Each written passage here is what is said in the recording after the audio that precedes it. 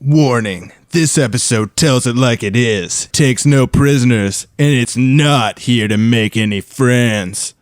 Welcome to the Srsly Wrong podcast. I'm Misa Shawn Villiers. And Misa Aaron Moritz. We're here to talk to you about one of the most pressing issues of the modern age. You know, it's the year 2015. We're getting lots of interesting social progress.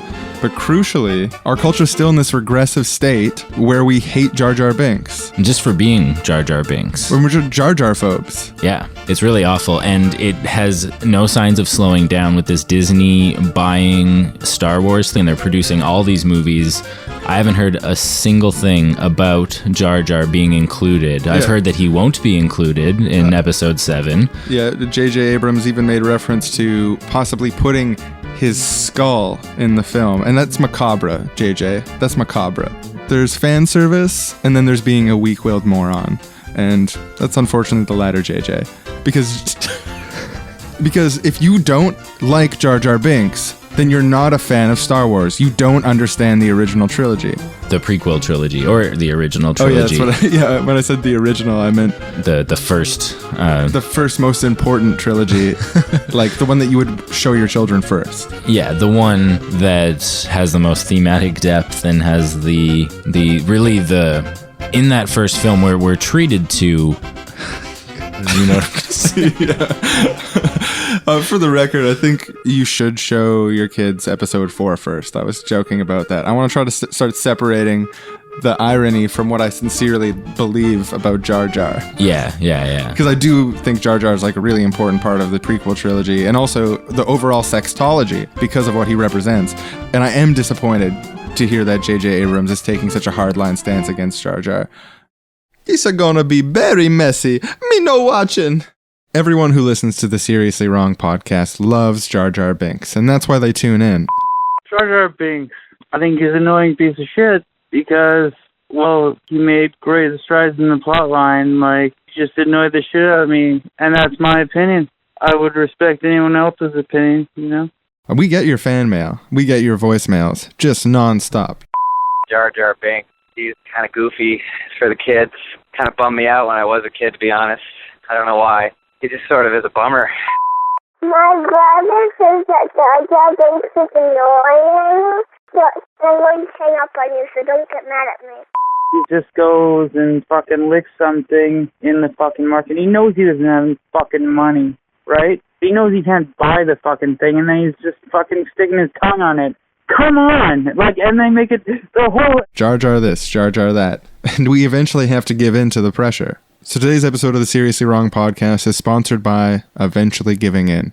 Have you ever felt like standing your ground is really, really hard? Everyone's saying I should give up on my dream of being a music player, but it's my passion. Well, Timmy, if you were going to make any money playing music, you would have by now. I guess I'll sell my guitar, get a mid-level job at a bank. Do you ever get tired of people telling you that your fantasies of another world are naive and idealistic? I dream of a world where everyone gets a guaranteed minimum income and people aren't put in jail for nonviolent drug offenses or for doing drugs at all because drugs are just part of being a human.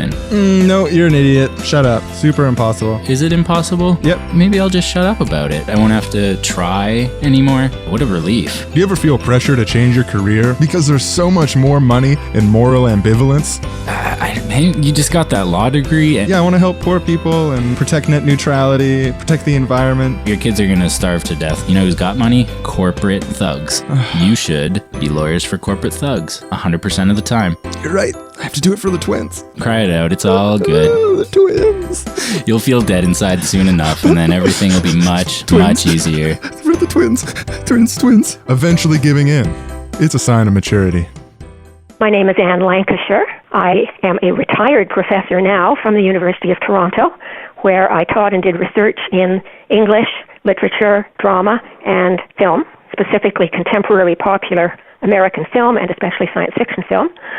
So my writings on Star Wars go back a long way, through the first trilogy and on through the second trilogy. Do you have any opinion on Jar Jar Binks and on the backlash against him or on his use of his character?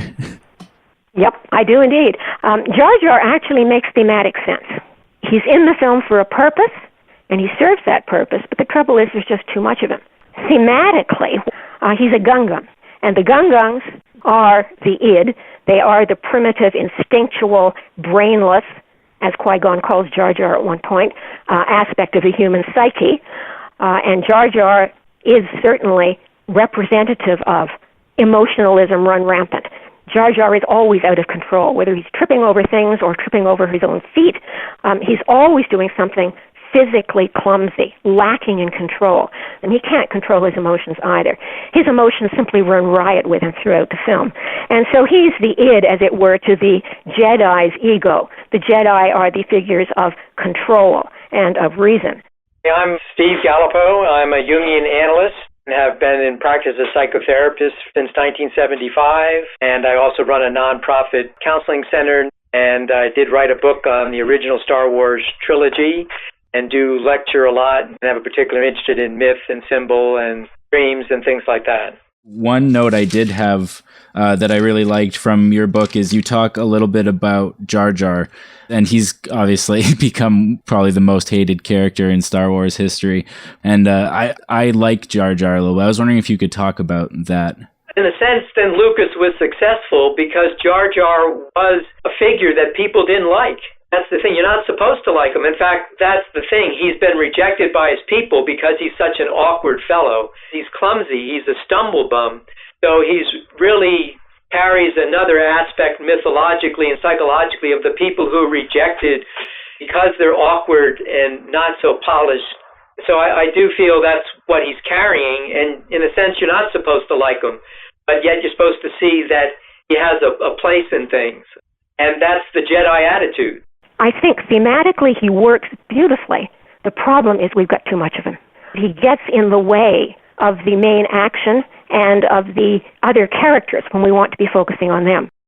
I honestly think the best thing to do is Jar Jar spin-offs, because that way Jar Jar haters aren't going to be mad that, like, oh, you threw Jar Jar into the Han Solo movie, or you threw Jar Jar into Rogue One or whatever. Like, people will get really mad about that. The Han Solo movie was like all about Jar Jar, like in the same, it's like Mad Max Fury Road, right, where right. Han is helping Jar Jar on this big quest. Holy shit, that would be amazing. Yeah, I'm willing to start and sign that petition. But also to have Jar Jar like solo spin-offs. There's a lot of directions you can go. There's the Jar Jar family movie, you know, Jar Jar's youth. He grew up before he was kicked out of the Gungans. Maybe there's some, you know, just a nice kids family movie that can be made there. And then Jar Jar after he plays the role in, he plays the decisive role in giving Palpatine the emergency power that he ends up using to murder all the Jedi. The Jar Jar who exists after that, who has to deal with that hurt and that guilt that he's experiencing. There's a lot of really... Is he going to try to be the diplomat in the future? Is he going to retire after that? Yeah, because he's in this system now. He has a choice to make. Like, is he going to go try and fight with some rebel cause? Is he going to try and make change from within the system? There's no easy answers here. And like watching Jar Jar navigate that terrain, I feel like would be really, really rewarding for everyone. And I'm being a little facetious to do the separating out thing, but I also would totally spend $12 to go see that movie. Yeah, I would really love to see a Jar Jar movie. Like, if Disney, they have the resources to redeem Jar Jar and say, because the prequel trilogy is not going away. J.J. Abrams can say that because he's the wrong type of nerd for the job, but like... I like JJ. Just we're shitting all over JJ already. I think it's gonna be good. Yeah, I'm really stoked for the movie because they've got so much resources going into it. They know what they're doing. Yeah. And in that same way, like they could redeem Jar Jar and like grab Jar Jar by the tongue and create the new mythology of Jar Jar that gives the prequel trilogy the perception of depth that it deserves. Very interestingly, when Qui-Gon brings Anakin back to the ship on Tatooine, Obi-Wan says something like, "Why do I sense that we've picked up another pathetic life form?" Of course, the first pathetic life form they pick up is Jar Jar. And so a kind of parallel is being established between Jar Jar and Anakin. You know, one of the things I really like about The Phantom Menace is how it's expressing innocence.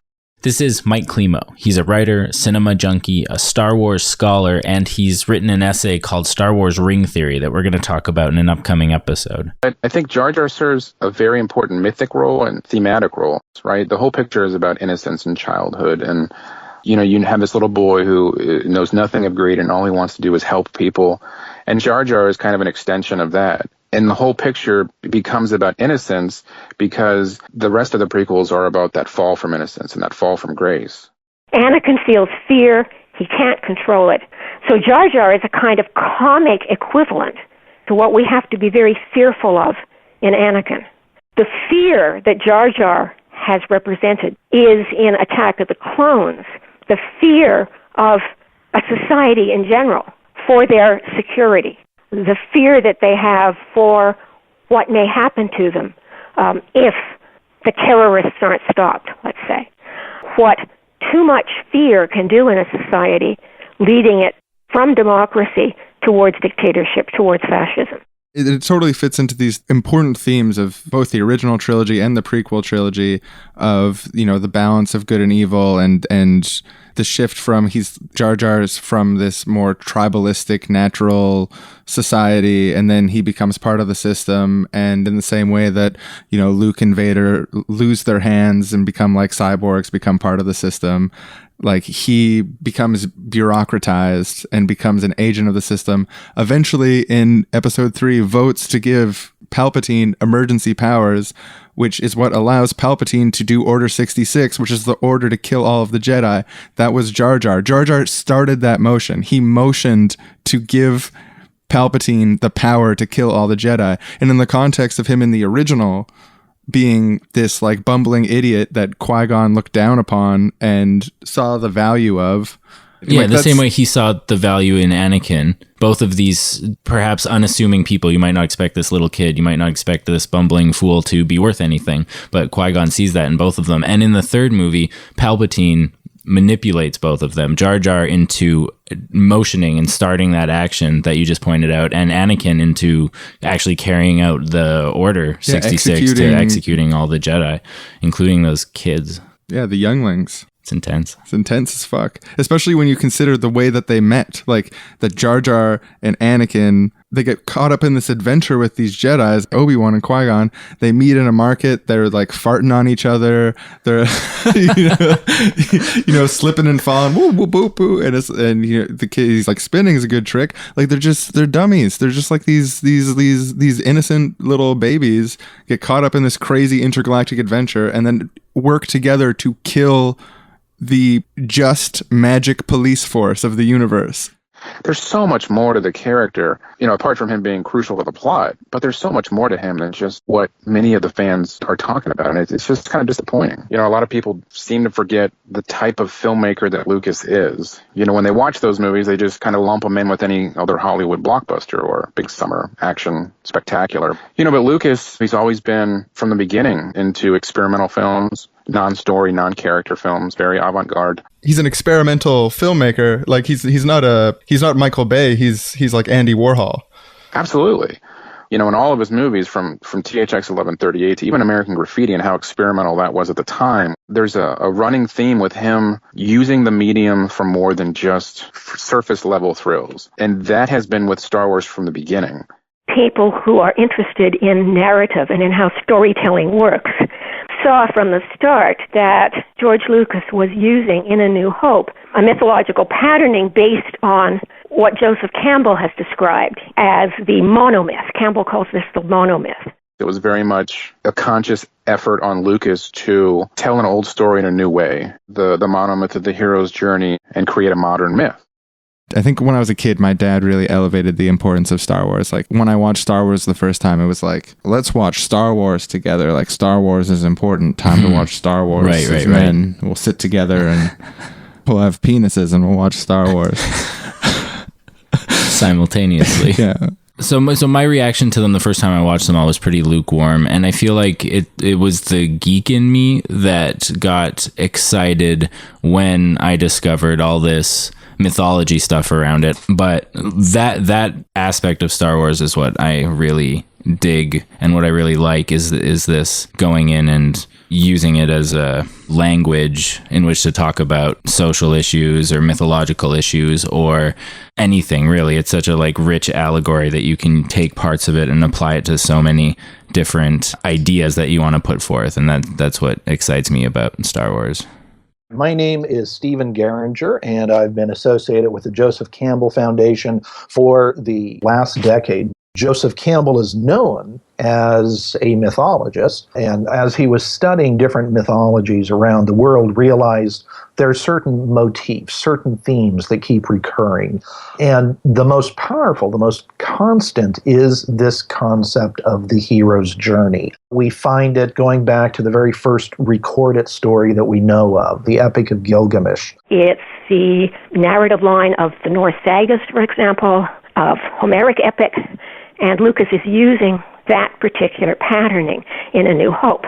There are three basic stages to the hero's journey. One is departure. You start out in the ordinary world, a consensus reality, and then you hear a call. Something separates you from your ordinary reality and sets you off on the road to adventure. The second stage is initiation. You come across a series of trials.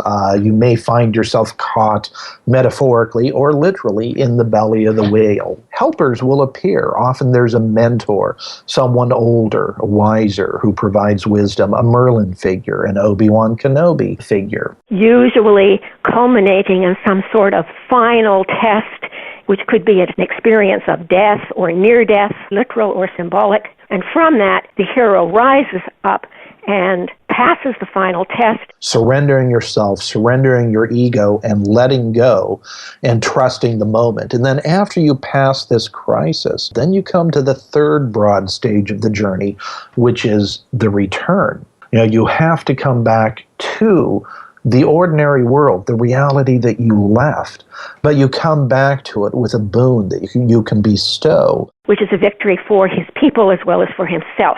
It's not simply an individual victory, it's a general social victory.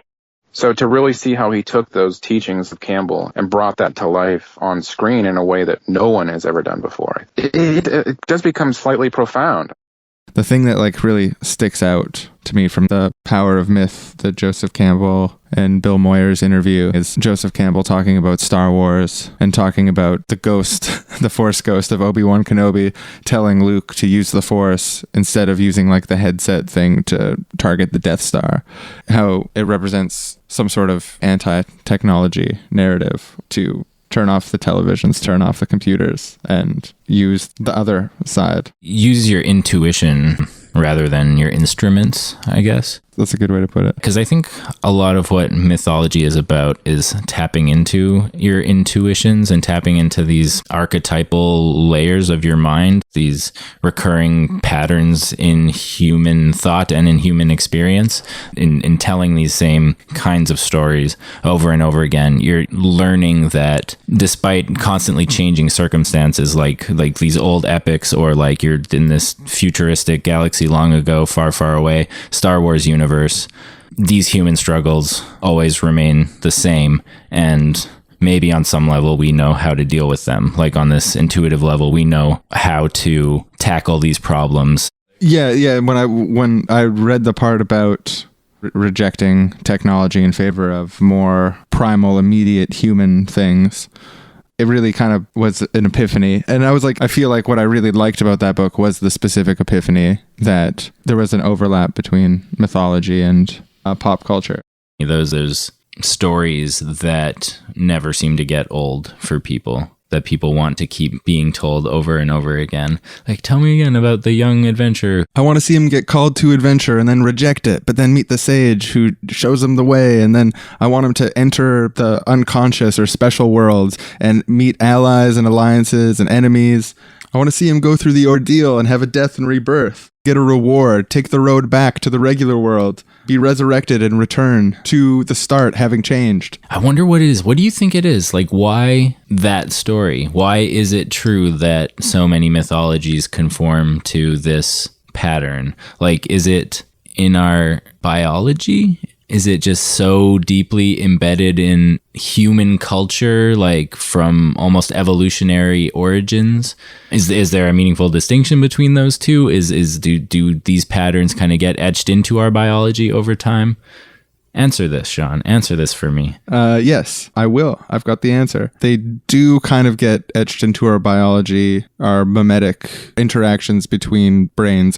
Brains are made of physical matter, so there's an intersection between thoughts and physicality. One analogy I like is just as the body has certain organs, we're all different, but we all have similar organs, livers, hearts, lungs, and so on. And Jung found, barring a lot of early writing, Plato and so on, that there are certain kind of psychological archetypal patterns that exist in all human beings. It might be that everyone at every point in their life can identify with some part of the hero's journey. Like that it has, and having like this cyclical great nature to it almost has like a religious aspect to it, like an unconscious religious aspect to it. Yeah, like it evokes religious patternings that we have in our psyches. You know, what Campbell would always say about mythology, and all myths kind of deal with the transformation of consciousness. You start out thinking this way and you end up thinking that way. And that becomes extremely apparent when you see with two trilogies, you know, one representing greed and the other compassion. And it's a metaphor, right? I mean, it's a metaphor for this kind of never-ending struggle between those two forces within each and every one of us, and ultimately living that life in balance and ultimately going, you know, beyond it, transcending it. Mythology that is really something that is metaphorical and is talking about what's inside us, our journey that we have to go on. And it's not just that each of us gets up and goes out and slays dragons out there, but in our interior world, we have to slay dragons. We have to face our shadows. And these myths provide clues as to how to do that, as to how to find out who we are. Quick question, just for fun. Sure. One of the fun things we want to try and do with this series is we're going to defend Jar Jar Binks. And I just want to know if you have anything to say about Jar Jar's character. I appreciate the comic relief. The way Jar Jar Binks certainly lightens up the moment. But I have trouble defending Jar Jar. I'm sorry. Now, on the other hand, R2-D2, I'll go on at length about R2-D2. But, Jar Jar Binks seems to me a throwback to other films. You know, the sidekick that was none too bright and just creates more trouble and more mischief than one might appreciate.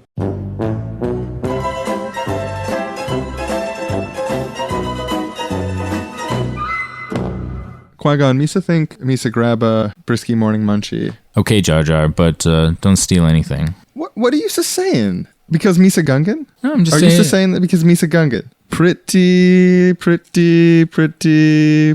wooed. You just stepped out of line. Okay, I'm sorry, Jar Jar. We'll enjoy ourselves at the market today.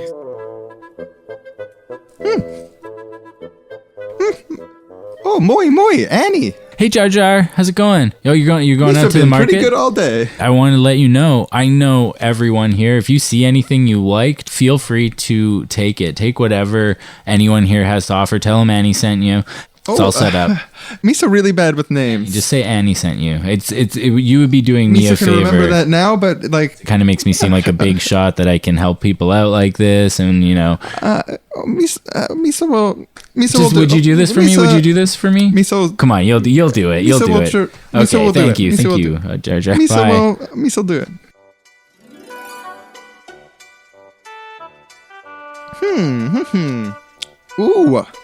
Ooh, gooberfish. Moi. Jar Jar, what are you doing? Did you pay for that? Hey, he just took that right from my stand. Jar Jar, you can't just take get that out of your mouth. We just had this conversation, Jar Jar. We sell this here. No. Daddy, is that man a thief? Stealing this stuff from my shop. He didn't pay for it. He comes right over here, just taking my fish right off. Why are you stealing from my daddy? Hey, everyone, this man look at this guy. Thief. He's stealing from us. Jar Jar. Jar Jar Binks is stealing from us right now. He's terrible. Hi, I have an opinion about Jar Jar Binks. I think he's just a real nice fella, and I think he gets a bad rap. because, he's not always on with the social cues, and I think people judge him when he shouldn't be judged.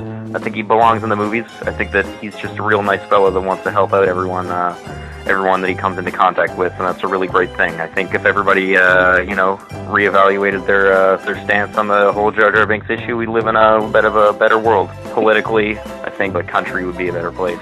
I think we'd get better to our friends. I think if everyone was more like Jar Jar Binks, I'd be a happier guy for sure. I don't know about you guys over there at the hotline, but I wish I had a Jar Jar Binks in my life. Honestly, everyone in my life is just human. I still Jar Jar Binks is cool because he jumps really high and he's awesome. So there's like an elephant in the room. Two white guys talking about how great Jar Jar Binks is. Right. Really getting into it. Right. Is that innocuous? Or is there an elephant in the room? It does seem like there's an elephant in the room. Racism. Yeah. Allegations of racism. I'm Kevin Wetmore. I'm a professor at Loyola Marymount University. When I was working on my dissertation on African theater, it became harder and harder sort of not to view Star Wars through the lens of post-colonial theory and in terms of representing the other. So even though I'm a massive fan of Lucas's work, I own the toys, I can quote all the films from memory. As I say in the book, there's a responsibility towards the things that you love. You need to be able to critique them honestly and say, this is disappointing. I think one of the most common critiques from a post-colonial perspective or from a perspective of racist representations of the other is Jar Jar Binks. He's a sort of a Rastafarian or African-American stereotype. With ears that vaguely resemble dreadlocks, and he has the Caribbean patois. I believe one reviewer referred to him as an intergalactic Step and Fetch It. He's sort of playing the foolish country boy stereotype. And then when you encounter the other Gungun, Boss Nass, who is embodying sort of other types of stereotype coming out of the Caribbean and out of the African-American history of representation, and following up with that same patois, Misa no like, sir. And you're like, okay, I have seen this before in lots of films from the 1930s that, quite frankly, I thought we had left behind. So this is a reading from The Power of the Force. Race, Gender, and Colonialism in the Star Wars universe. Jar Jar is an odd medley of a slow-witted Rastafarian and a classic blackface buffoon character found in minstrel shows. His eyes are wide and his teeth are big and white. He has thick lips and a flat nose. He comes from a race called Gungans, a primitive people whose technology is far less advanced than the white humans of Naboo. He is dumb, constantly relies on the other protagonists for leadership, and makes increasingly bad decisions throughout the trilogy. In addition to his obviously offensive physical characteristics, Jar Jar's personality and mannerisms are also cause for concern. I don't want to read it all. He goes on to talk about how Qui-Gon saves Jar Jar and Jar Jar pledges himself to Qui-Gon and then says, thus, Jar Jar, in a way similar to how blacks were portrayed in entertainment during slavery and segregation, is more than happy to serve his white master. Also, we have to acknowledge it's not just Jar Jar. In Star Wars Episode 1, there's Watto, who people say is like a Jewish stereotype. Yeah, there's also hook-nosed, miserly with his money. He's obsessed with money. The Force doesn't work on him. Right. There is also... Yeah, like all Jews, the Force doesn't work on them. Yeah, I was thinking the same thing with Jar Jar Binks. Like, that stereotype that black people live under the sea? Oh, and then there's Newt Gunray and the the Trade Federation. Nemoidians. I'm not a bad Star Wars fan. I know Nemoidians. Yeah, they are very like Asian like sound. Their voices especially are just kind of like Asian. I feel like it can almost happen by accident. But if you're designing these aliens and these characters, trying to do it in a way that isn't evocative of any particular culture, when the only references you have for like designing things are like different cultures, is really difficult. I think it's possible, but it's difficult. Totally. I don't think that George Lucas wasn't sitting at his drawing board being like, how can I stick it to the Jews? I really want a blackface minstrel in the movie. Like I like that. I like what was behind that. It's a legitimate form of art that needs to come back. I want to, but I know it'll be unpopular if I do it out in the open. So what if it's a dumb alien? Yeah. So he has the unconscious, and everyone working on the film to some degree has these internalized unconscious ideas of others, cultural others, and he's trying to build these cultural others. as an individual. It's being influenced by his biases. Well, the beauty of science fiction is it's an experiment that we can write about things that do not exist. But at the same time, the narratives of science fiction, which deal with exploration, which deal with colonization, there's that word. The horror of War of the Worlds was that someone would treat Britain the way that Britain had treated, say, Nigeria.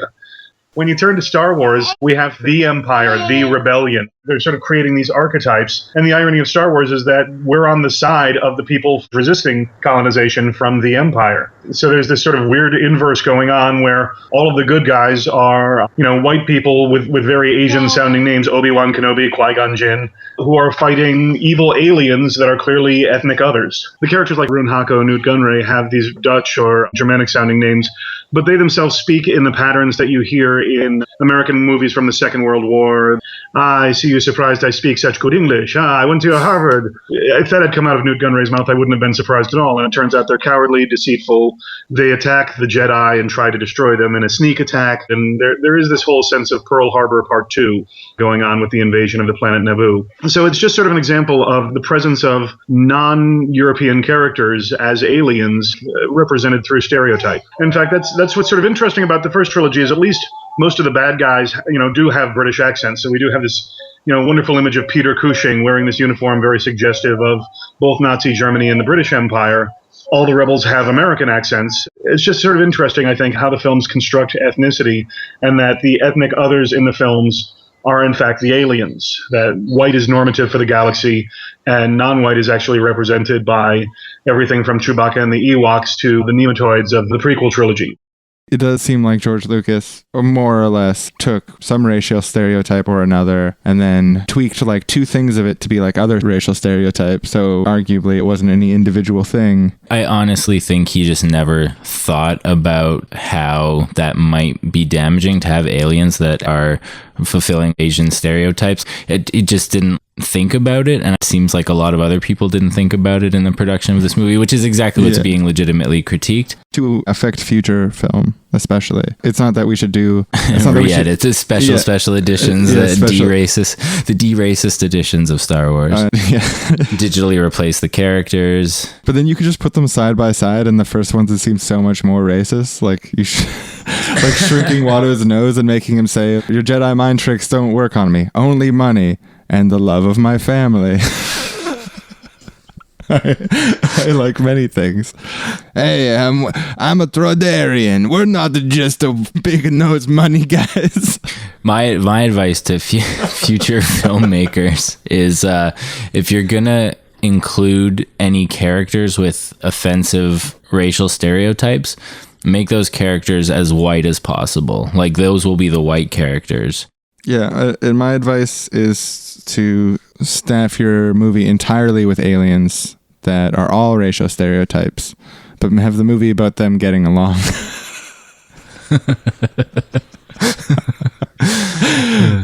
Don't do that. And eventually we're going to live in such a post-racial utopian future that people will watch Star Wars and will forget. Yeah, it'll just be like a little academic historical footnote that at the time this was problematic because of these stereotypes that existed. And people will be like, stereotypes. Wow, it's crazy. Yeah. A stereotype, that's just so foreign to me, the idea of carrying some non-evidence-based assumption about an entire group of people based on their appearance.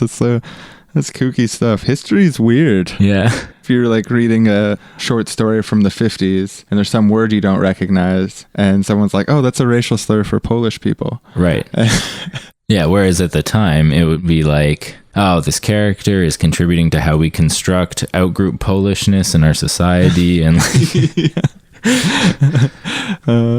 everyone interrogating the intersectionality of anti-Polish racism in the 1950s. Yeah.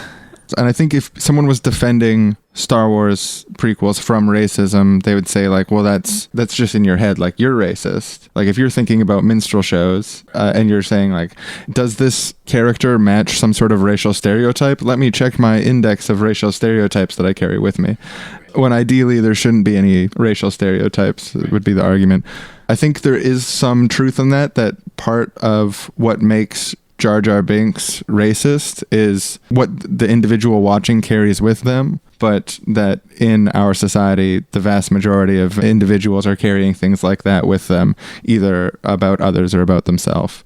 And that has like powerful effects in society. I definitely see the critique, but don't think that it should invalidate the entirety of Star Wars or even the entirety of Jar Jar Binks. Yeah, it can coexist along with the recognition that Star Wars is great and Jar Jar Binks is great.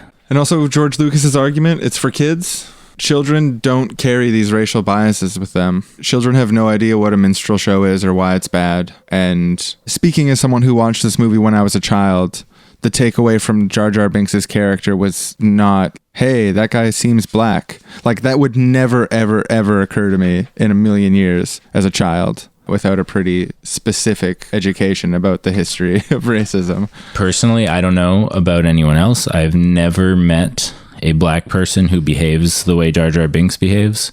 Yeah, no. Or speaks the way Jar Jar Binks speaks. Not at all. Like, not even really close. Yeah, the only difference I've ever really noticed between myself and other white people and the black people I meet is like the color of their skin. You know, in Joseph Campbell, the great god of myth critique, talks about Star Wars and the power of myth, and in the PBS special. And certainly there are mythic elements to Star Wars, but at the same time, you're sort of universalizing things that are also culturally specific. And to say that Darth Vader is the Dark Father, okay, but culturally speaking, his costume is Japanese, his name is Dutch. There's this notion that Lucas is sort of tapping into this archetypal myth, when at the same time what he's doing is sort of pulling out very basic stories that then plays out in a narrative that is sort of subversive. There's got to be a critique of Joseph Campbell called The Power of Myth, the white male power of myth. Because all mythology is about white males? I think historically, mythology was a lot more diverse. Like, there's a lot of different types of stories and tropes. Campbell, he's kind of formulated this theory about this monomyth or the singular version. But I think the reason that this myth in particular sticks out is because of power relations. This monomyth, the Luke Skywalker story of being a special person plucked out of obscurity, is generally appealing to everyone, but is particularly something that can appeal to powerful people. Yeah. Yeah. So I think this monomyth in particular, as being identified as the myth, might have to do with the shape of our society. And it's that sort of disappointment in finding out that mommy and daddy aren't perfect when you're a little kid. It's the disappointment of, wow, these films have a lot of problems, and realizing that doesn't necessarily take away from the positive aspects from them. I think it's David Brin who said, if we in the 20th century have made fun an almost holy obligation, then George Lucas is the patron saint, man, because he has given so many of us so much fun for so much of our lives. So I guess I would say, please understand, this is a very loving critique. This is a book written by a fan for fans. Let's understand the thing we love on a mature level, not turn a blind eye to the messages that it sends to people who are not, well, in my case, like me. People who don't look like me, people who are not from my nation, people who didn't grow up with the privilege that I grew up with. Star Wars is a very privileged narrative, and I don't think it's a criticism of the film to say that. It's an acknowledgement. I just want to circle back to Jar Jar Binks. Maybe not even necessarily from a post-colonial perspective, but did you enjoy the character of Jar Jar Binks? If I am honest, no. I think it's a character that Lucas sort of said, oh, this is going to be for the kids. And even the kids said, this is kind of beneath us. Kids love him. And one of the inspirations for Jar Jar was Buster Keaton. And there's quite a few Buster Keaton references, throughout the picture as well. The character is stupid. He's comic to a fault. I never understood the backlash. I mean, I know that if you go back and you look at a lot of the original reviews from the original movies, I mean, a lot of people felt the same way about C-3PO and how annoying he could be. And so a lot of elitist critics and older audiences have kind of felt that way.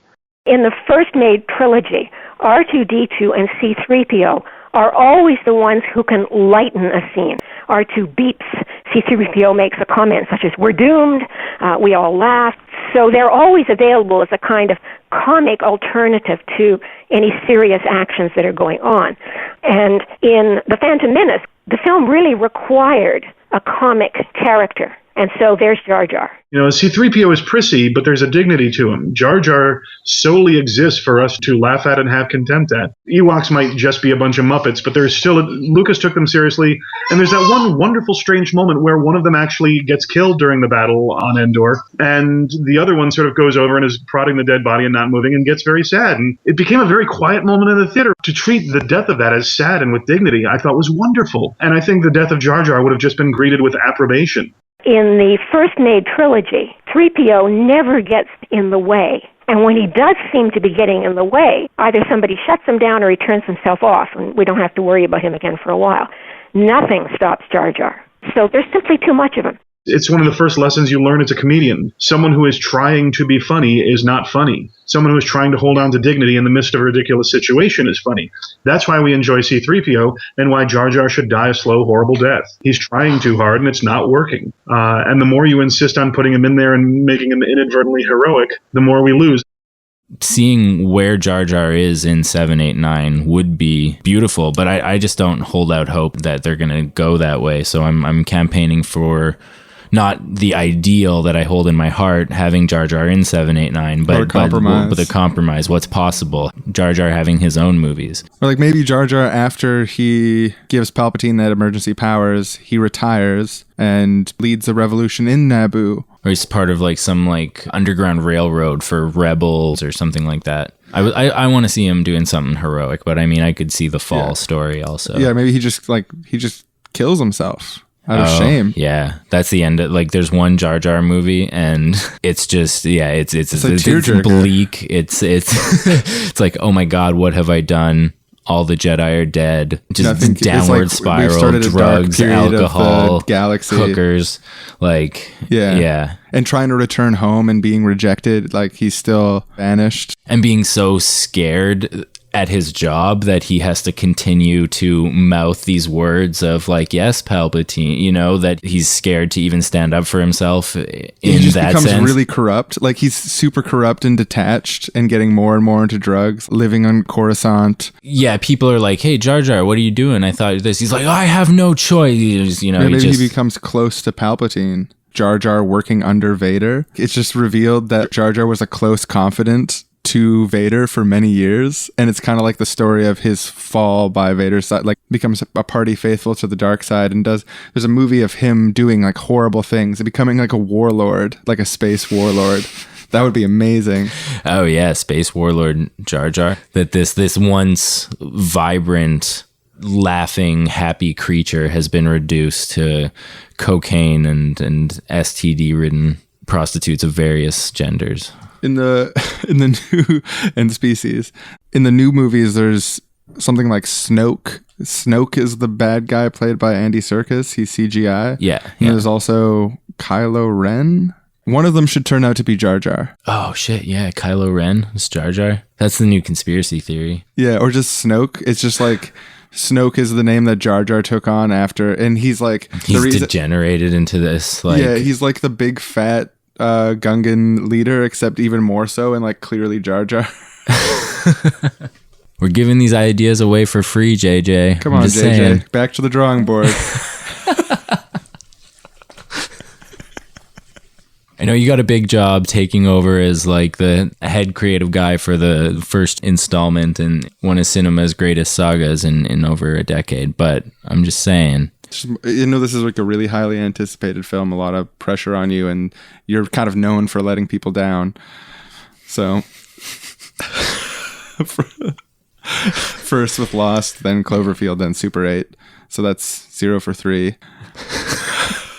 He hasn't done anything else, right? Yeah, I don't know. Just you talk shit about Jar Jar, and I got Jar Jar's back. I'm sorry, JJ. Yeah, no, in all fairness, JJ, I liked your Star Trek movie. I didn't watch the second one, so I don't know how much I liked it, but I liked it at the time when I saw it. And I watched every episode of Alias, that old show that you did back in the day. I can't say it's super high quality, but I did watch it also. So you got that? So I must have kind of liked it? Yeah.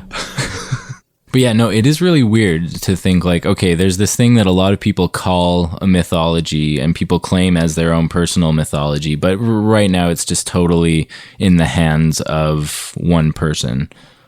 Yeah, I think there's a bit of a team. Like, there's Disney people. Sure. Yeah. I'm sure he doesn't have creative freedom to be like, okay, Disney, JJ here, gonna pitch you Star Wars Episode 7, Dildo Wars.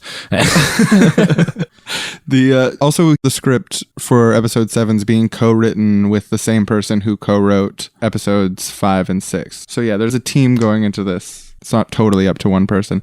But to tweak what you're saying, it's weird that a corporation's in control of some mythology instead of one person, like before. Yeah, well, I was going to say before that it was almost like it was a cultural thing that different people had contributed to. And as these stories are sort of passed along as an oral history or a mythology, there's contributions from different people and things like that. That a mythology is more of a shared cultural experience, which this definitely is, but in a sort of top-down way rather than in a feedback looping way. Well, there actually is the feedback looping like fandom of Star Wars, and that really exists, and that's really real and powerful. And that's what killed Jar Jar. Like, that's what moved Jar Jar out of the spotlight was the feedback. Right. So I guess it is kind of a cultural thing, but Disney has veto power. And before Lucas had veto power, which is a interesting, unique aspect of this mythology. I don't know if it makes it not mythology, but it makes it an interesting mutant form of mythology. Mm-hmm. Well, if people are subscribing to it and taking moral lessons from it and it's significant to them, then it could be the strongest indicator of what a mythology is. You know, it used to be that within the boundaries, the horizons of one's culture, there was a myth that grew up with your culture, you know, that existed before one was born and would continue long after you passed on, that explained the universe. In fact, Joseph Campbell talks about how there are 4 basic functions of mythology. One is just to give us this sense of the mystery of life and the universe, you know, this awe and wonder. He calls that the mystical or the metaphysical aspect. The second function he calls the cosmological aspect, and that's where your mythology is grounded in the science of your time, if you will. And then there's a third function of myth, which is the sociological. And this is a myth that supports the culture that you live in, the laws of that culture. The 10 Commandments had to be obeyed. You know, that has changed. We have a law that is not grounded in mythology, but grounded in reason. A very powerful function that still speaks to us today, though. The fourth function is the pedagogical function, or the psychological function, you could call it. And that is this wonderful power that these wisdom stories have of helping us go through the basic initiations of our life. I think that the whole of Star Wars is about what I would call growing up human. That is, growing up as a human being, experience things as a human being, both for individuals and for societies, from youth through adolescence to maturity. And for the original trilogy, that plays out primarily through the story of Luke. But with the prequels, you're able to then take a step back, and that full circle now becomes the story of Anakin Skywalker. It was all very deliberate. He wanted to show that Anakin and Luke, father and son, essentially go through the same things. They're on that same hero's journey, but they do make slightly different choices. And when you see all 6 films together, they work from essentially the birth of Anakin Skywalker ultimately to his death. It's the story of one man's life. From youth through adolescence to maturity. And that maturity, above all, includes acceptance. Acceptance of the bad as well as the good in human experience, the bad as well as the good in oneself, and understanding the importance of understanding oneself, understanding the world around one, and of using self-control. Everybody, whether you're alive today or 40,000 years ago, or whether you're a Hottentot in the bush or a Habsburg ruling the Austro-Hungarian Empire, we experience birth. We pop out into the world. We live 12 years or so where we are totally dependent. We go through this period of coming of age where we're no longer a child. We turn into an adult. Our body changes. Our responsibilities change. That's a major initiation, of becoming an adult, of adolescence. We all come to terms with love and communing with another human being, growing older, withering away, and dying. And this is what myth really still speaks to today. These same tasks, these same ideas. What is it to be human? What is it to be an adult? What are my responsibilities? What is it to be a father, to be a mother? What happens when we die? Where do we go from here? That is what myth does speak to it. And I think that's something powerful with the idea of the hero's journey. This story has been with us since the dawn of humanity. Yeah, and it's hard to say whether or not it's a good description or if it's like a horoscope. It's vague enough that it can apply to everything. This is a critique I've heard of Joseph Campbell before, is that he sort of discerned this framework and then imposes the framework onto past mythologies. And you could potentially do that with other frameworks. Like I can't say that it's complete or if it is horoscope, okay, look at this like this. If it is something that's kind of like this pattern that anything can be fit into, then that's actually pretty meaningful, because not every pattern, like I could write up a paper that's like the monomyth is this and have these series of events that just resonate with nobody and talk about like almost no one's life experience. So they are vague. They are very wide categories or very interpretable categories, but I think that's actually an important strength of what the purpose of what they're supposed to do, which is to give us a language and a way to talk about these common shared experiences that we have and to help each other through it and tap into our intuitions about what we need to be doing next in our lives and what our next steps are, and live in our own hero's journeys. But I think it's also possible to make another version of the hero's journey that is very significantly different, but the metaphors are vague enough that they can apply. You can argue that we're in it. Let's open with when you come out of the hole comes first on the Srsly Wrong hero's journey. Right. Okay. Everyone comes out of a hole. Then you give help to the person who's smaller than you. Metaphorically speaking, sometimes they could be larger, but metaphorically speaking, right. They might be smaller in emotional experience or smaller in yeah. And that's when you pass the fence. This is kind of a symbolic transition point. You were guarded from something, and now either you've entered the castle or you were leaving the castle, you know? There's some sort of dividing line. Maybe you're going from one country to the next. Maybe it's like a really important year for you where a lot of new things are starting and you're never going to go back to the life you had been living. Everything is going to change after this line you're passing in time. Yeah, or you thought something would never happen and then it did. And then after the passing the fence, there's the light on the pathway. The light on the pathway, yeah, of course. You're experiencing a time of trouble, of not being able to quite see where you go, and then something lights your way. There's a light turns on, or you pass it. Or someone illuminates you with some words that clear up where you're supposed to be going next. And that's when you take a long sit. You're tired, you need to rest.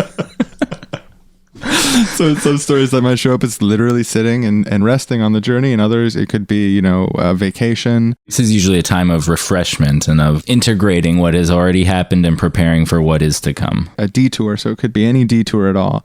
And then at the end of the long sit, this is when the hero gets buried up to their neck. Things start piling up all around you. It almost feels like you can't move. Maybe you literally can't move. Maybe you've actually sunk down to your neck in quicksand. Just too many things to deal with. The paperwork's piling up. People are trying to make plans with you, but your schedule's full, up to your neck. The hero's up to their neck. And that's when you see yourself. That's when the hero sees themselves. And they could see themselves in someone else, or they could see themselves in a mirror, or they could reflect and truly, just through introspection, see some part of themselves that has always been there, but that wasn't in focus for them before, but now it is. It could be something that helps them, or some realization about what's holding them back. This is the breaking point, the realization of what's inside you.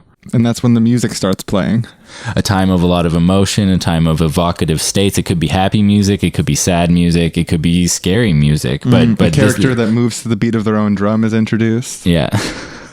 Or it could just be that things start making sense in a way they never have before. The individual notes that had been dissonant start coming together and playing a little melody that means something. And that's exactly when this person who is smaller than you from before, or sometimes a different smaller person, almost closes the door, but then lets you in. This happens on every hero's journey. So there's a hesitance there. There's a hesitance that is like deeply, deeply meaningful. Wait, should our version shouldn't be called the hero's journey. It should be called something else like the plumber's journey or the warrior's journey or the teacher's journey. Or the dancer's journey. We'll figure it out. We'll make all these journeys someday. Yeah, I don't know. Do we need to finish the journey? I feel like we've done quite a bit. There's one more, which is... Okay. After that, the fence comes down, everybody signs up, and you return to the hole. And that's how you make a perfect story.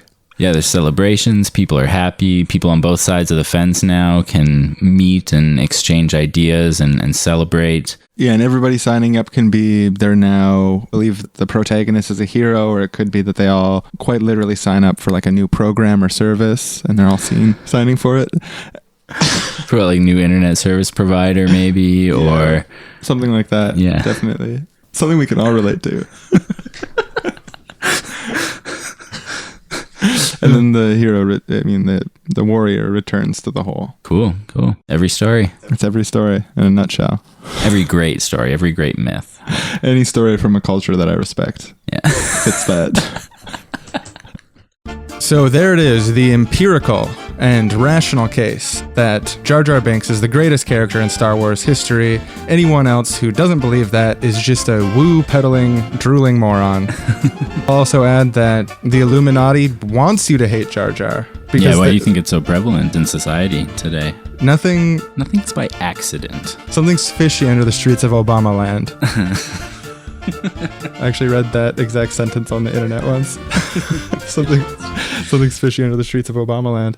Aaron, good job on getting all those sweet interviews. Yeah, well, it all started with you interviewing Mike Klimo, and then I just read his essay and was like, oh, look at all these names of people who sound interesting to talk to. So I guess the real thanks goes to Mike Klimo, and then also to Anne Lancashire, Stephen Galipeau, and Stephen Garringer, and Kevin Wetmore. Super excited that they all agreed to talk to me and that they all gave their opinions on Jar Jar. Some a little more correct than others, but we like to have voices from all sides. So yeah, you got to be balanced. You got to have true geniuses who understand the greatness of Jar Jar, and then you have to have normal everyday people who have insights in other areas. Oh, absolutely. Sure, I don't mean to talk down anyone who doesn't like Jar Jar, except to say they're wrong on that issue. Yeah, and everyone's wrong on one issue or another, so Yeah, for example, like I'm wrong on marijuana legalization. I think we shouldn't do it, and no amount of evidence could change my mind. So just like a perfect example. That's the best thing about being wrong, is when you know that you're wrong, or the best way to be wrong is to just know that you're wrong.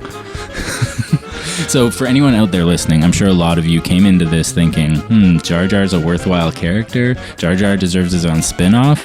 I don't know. And if you haven't been convinced by this episode, that's totally fine. You have a learning problem. Yeah, and there's nothing wrong with that. Yeah, we got room for everyone in society. Yeah, and as long as you can just sit back and say, you know what?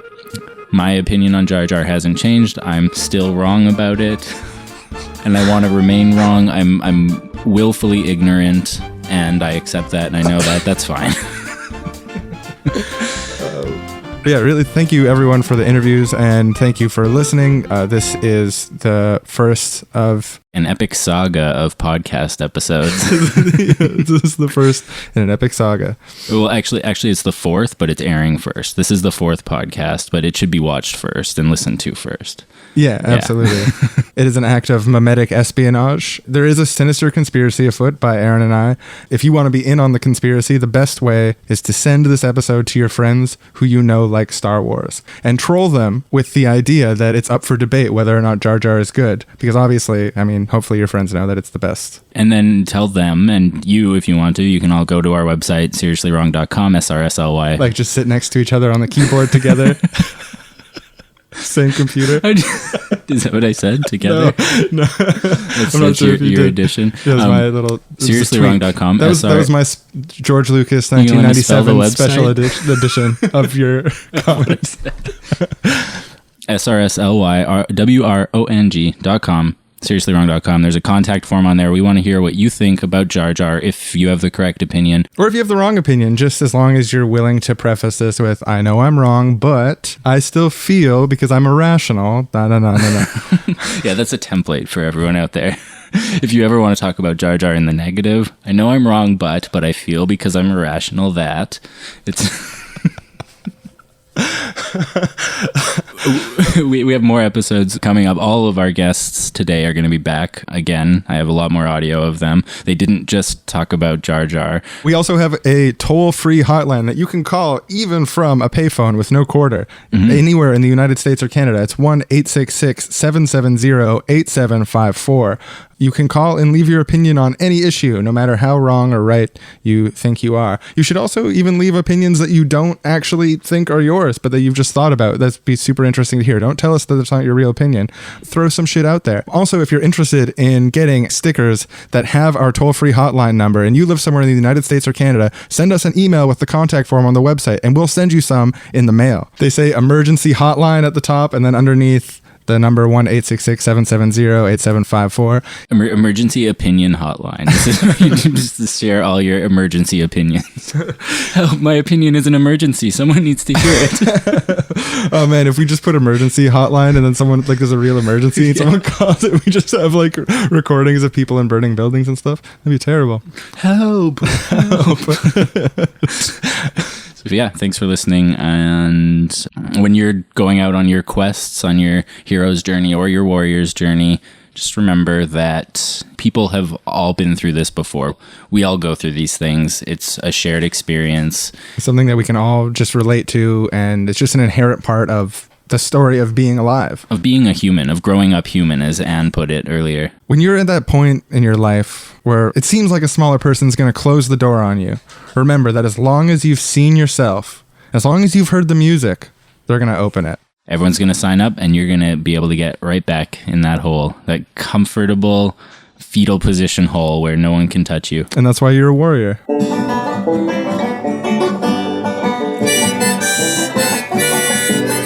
I'm wrong, you're wrong, he's wrong, she's wrong, they're wrong, we're wrong, you're wrong, I am wrong, we are wrong, seriously wrong. Next time on the Seriously Wrong podcast, is it possible to use the Force in real life? And Lancashire says yes, but Kevin Wetmore, he's not so sure. Aaron and Shawn put it to the test.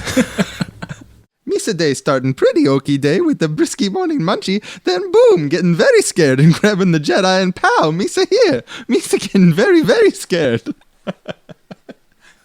How did George write those words down on a page and be like, yep, good idea.